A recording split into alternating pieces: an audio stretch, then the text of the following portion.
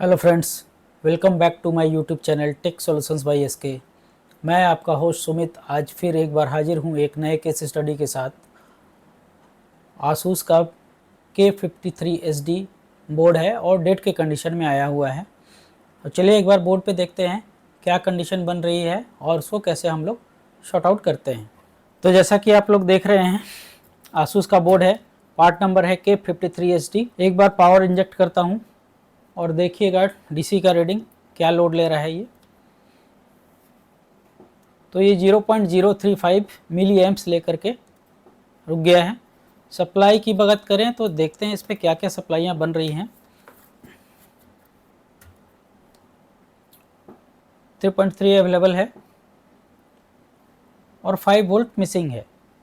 5 volt की जगह पे अप्रोक्स 900 मिली वोल्ट के अराउंड बन रही है। तो 3 तो अवेलेबल है, बट क्या कंडीशन है कि 5 अवेलेबल नहीं है। अब यहाँ दो कंडीशंस हो सकते हैं, या तो इस पर 3 वोल्ट ऑलवेज बनती होगी और 5 वोल्ट सस्पेंड होगी, या दोनों एक साथ बनती होगी और कुछ ऐसे सिनेरियो हो रहे हैं जिसके वजह से हमारा 5 वोल्ट नहीं बन पा रहा। अब इसको चेक करने का एक तरीका ये है कि हम देख लेते हैं कि क्या दोनों ही पावर के लिए इनेबल अवेलेबल है या नहीं है। क्योंकि अगर 3 वोल्ट एंड 5 वोल्ट दोनों ऑलवेज बनने हैं तो उस केस में दोनों के लिए इनेबल अवेलेबल होनी चाहिए एट द टाइम। चलिए एक बार देखते हैं कि क्या दोनों के इनेबल अवेलेबल हैं या नहीं है। तो सबसे पहले एक बार इसका बोर्ड व्यू खोल लेते हैं और बोर्ड व्यू पे चलिए दिखलाता हूँ आपको। ये है हमारी 3 वोल्ट एंड 5 वोल्ट की आईसी। अगर देखें तो 5 वोल्ट के लिए इनेबल है 14 नंबर पिन और 3 वोल्ट के लिए इनेबल है 27 नंबर पिन। तो एक बार 27 और 14 नंबर पे 14 पे देखते हैं कि क्या इनेबल अवेलेबल है या नहीं है। चलिए, तो सबसे पहले 27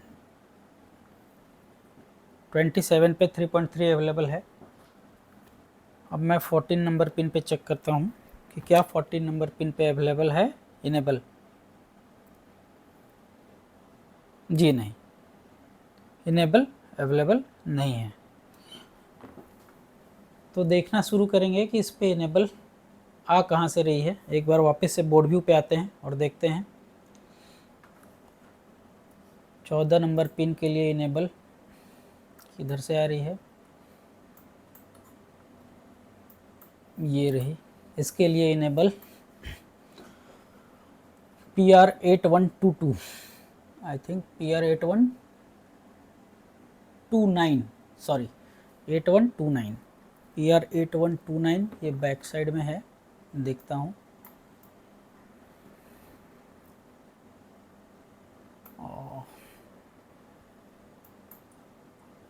या ये कहाँ से आ रही है इसको देखते हैं। ये आ रही है U3002 से। तो पहले ये देखते हैं क्या U3002 से ये आउट हो रही है या नहीं हो रही है। आ जाते हैं एक बार बोर्ड को मैं दूसरी साइड कर लेता हूँ ताकि देख पाए हम।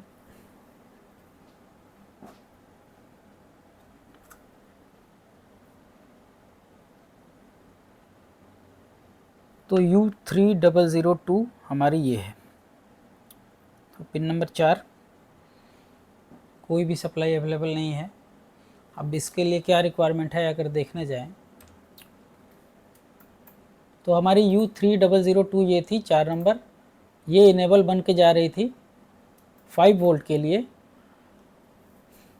बट ये आउट नहीं हो रही है। अगर ये आउट नहीं हो रही तो अब इसकी रिक्वायरमेंट हम चेक करेंगे U3002 की कि क्या इसकी रिक्वायरमेंट फुलफिल हो रही है या नहीं हो रही। तो अगर इस पर मैं क्लिक करता हूँ तो 1 नंबर पिन और 2 नंबर पिन इसके इनपुट हैं, 5 नंबर पिन इसका VCC है, 3 नंबर पिन ग्राउंड है और 4 नंबर पिन आउटपुट है। तो सबसे पहले देखते हैं क्या इसकी विन है। 5 नंबर पिन पे एक बार देखते हैं। तो विन तो अवेलेबल है। अब वापस से आते हैं, तो इनपुट चेक करना है 2 नंबर और 1 नंबर पे, ये दोनों इनपुट अवेलेबल हैं या नहीं है, चेक करते हैं।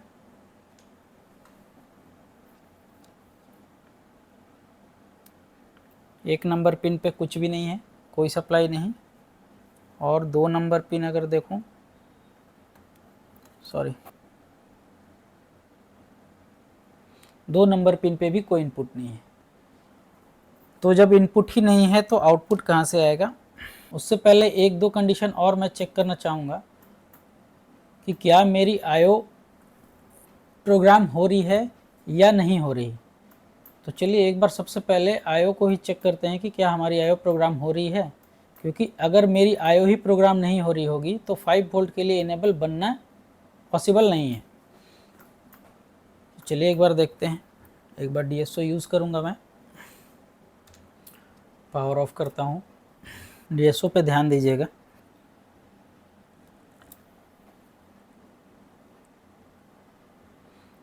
पावर डालता हूँ।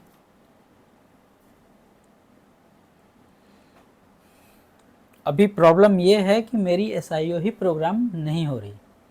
तो जब मेरी एसआईओ ही प्रोग्राम नहीं हो रही तो इनेबल 5 वोल्ट के लिए तो बनना पॉसिबल है नहीं। एक मैं आपको शॉर्टकट ये बता दे रहा हूँ, क्योंकि अगर इसको प्रॉपर पूरा डायग्नोस अगर आप करने जाएंगे तो इसमें बहुत ज़्यादा टाइम लगने वाला है। लेकिन हमें क्या करना है, हमें मिनिमाइज़ करना है प्रॉब्लम को। बहुत सारी चीज़ें ऐसी हैं जिनको अगर आप मेज़र कर लेते हो तो बहुत सारे काम आपके आसान हो जाते हैं, बहुत लेंदी प्रोसेस पे आपको जाना नहीं पड़ता। तो सबसे पहले अगर मुझे बोर्ड को ऑन करना है तो आईओ के पास प्रोग्राम होना चाहिए, क्योंकि अगर आईओ को ही पता नहीं है कि मुझे करना क्या है तो वो फिर क्या करेगा, वो तो कुछ नहीं कर पाएगा, आइडल रहेगा। तो अगर प्रोग्राम नहीं हो रहा तो फिर क्या करेंगे, सबसे पहले हम बायस राइट करेंगे। तो चलिए एक बार बायस राइट करते हैं। तो एक बार चिप को मैं बाहर निकालता हूँ।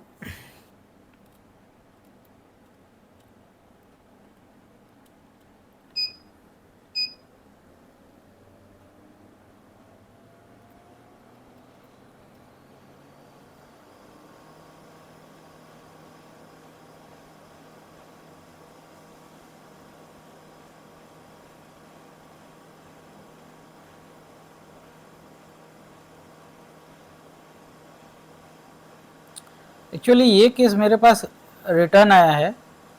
फर्स्ट टाइम जब ये आया था तो नो डिस्प्ले के केस में था, मैंने बना करके दिया था कस्टमर को, बट 1 हफ्ते के बाद ये डेड के केस में वापस आ गया मेरे पास।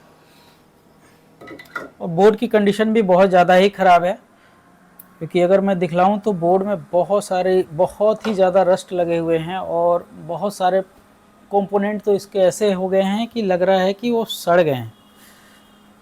अभी उसको ज़्यादा मैं क्लीन करने जाऊंगा तो पता चला कि उतने सारे कंपोनेंट मुझे चेंज करने पड़ जाएंगे।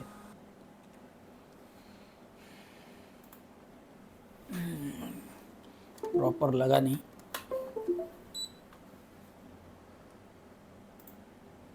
SPI 25 read ID, IC not responding.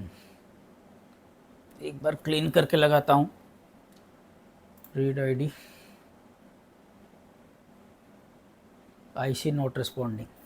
इसका मतलब ये है कि ये जो SPI चिप है वो फॉल्टी है। अब मेन रीज़न यही है कि इस फॉल्टी SPI चिप की वजह से SIO में हमारी प्रोग्राम नहीं हो रही थी। तो मुझे 2 मिनट का समय चाहिए, मैं ढूंढता हूँ एक SPI चिप और राइट करता हूँ।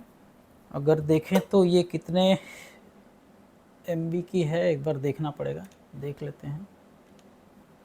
तो ये है 25Q32। एक बार खोजता हूँ, खोज करके लाता हूँ, उसके बाद फिर दिखाता हूँ। तो मुझे मिल गई है 25Q32।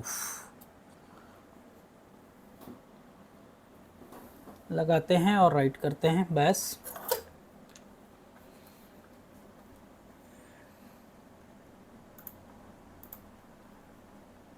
Read ID, okay, open. अपने पास है बस, ओके, टेस्टेड बस, Asus K53ST revision 6.0. okay, right.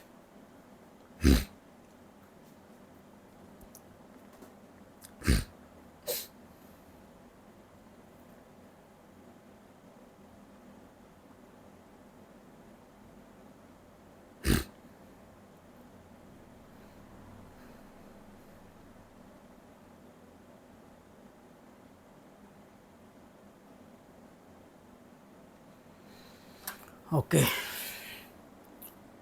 बैस राइट हो गया।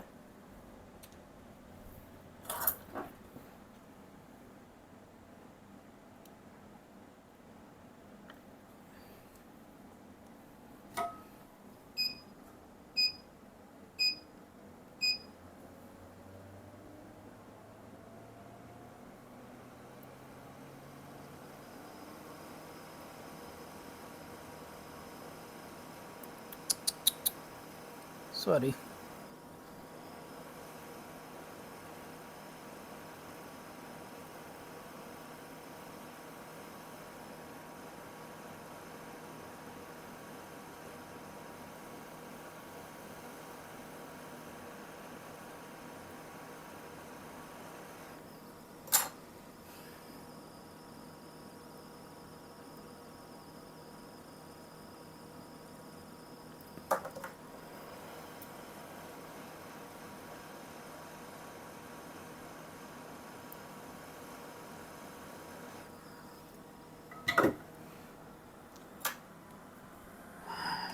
थोड़ा क्लीन कर लेंगे।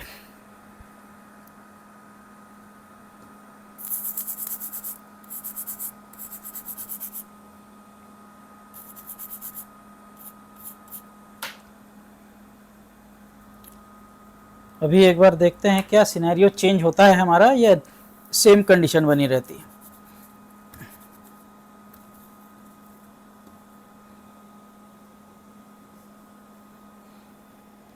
तो सबसे पहले ये देखेंगे हम कि हमारा SIO प्रोग्राम लिया या नहीं लिया।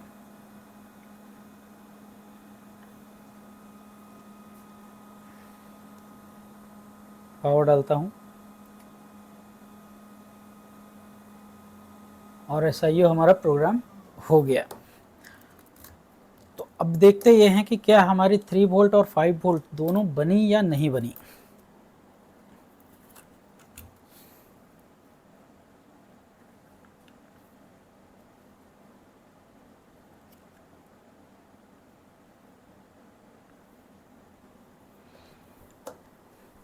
मल्टीमीटर पे ध्यान दीजिएगा, 3.3 और 5 वोल्ट भी बन गई। तो प्रॉब्लम क्या था? प्रॉब्लम ये था कि हमारा SIO ही प्रोग्राम नहीं हो रहा था, उसकी वजह से हमारी 5 वोल्ट की इनेबल नहीं आ रही थी। तो अभी एक बार बोर्ड को ट्रिगर करके देखते हैं कि क्या हमारा बोर्ड ऑन होता है या नहीं होता। मल्टीमीटर को डायोड रेंज पे कर लेता हूँ।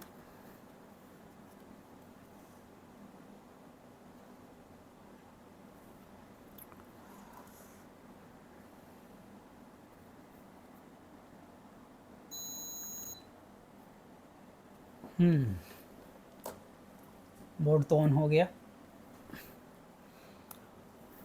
और अगर डिस्प्ले की बात करूं तो डिस्प्ले भी दिखाता हूं आपको।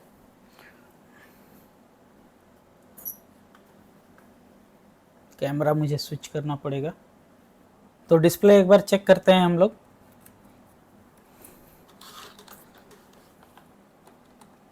और ये देखिए डिस्प्ले भी आ गई। तो फ्रेंड्स, एक छोटा सा केस स्टडी आपके लिए। तो अगर आपको मेरा ये वीडियो अच्छा लगा होगा तो प्लीज़ लाइक कीजिए, शेयर कीजिए, सब्सक्राइब कीजिए। Thank you very much for watching this video.